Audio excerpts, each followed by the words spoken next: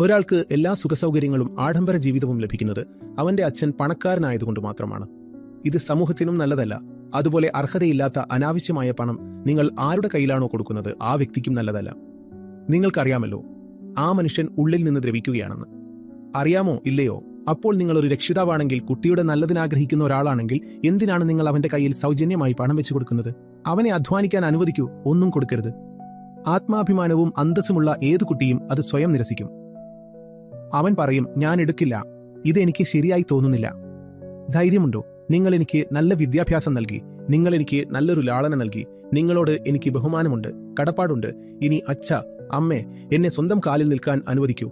ഇനി നിങ്ങളിൽ നിന്ന് ഒന്നും വാങ്ങാൻ എനിക്ക് കഴിയില്ല. ഇത് മകന്റെയും മകളുടെയും അന്തസ്സിന്റെ തെളിവാണ്.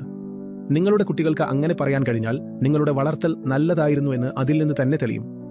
നിങ്ങളുടെ മകനോ മകളോ നിങ്ങളുടെ സമ്പത്തിന് വേണ്ടെന്ന് വെക്കാൻ തയ്യാറല്ലെങ്കിൽ നിങ്ങളുടെ വളർത്തൽ വളരെ മോശമായിരുന്നു എന്ന് തെളിയിക്കുന്നു.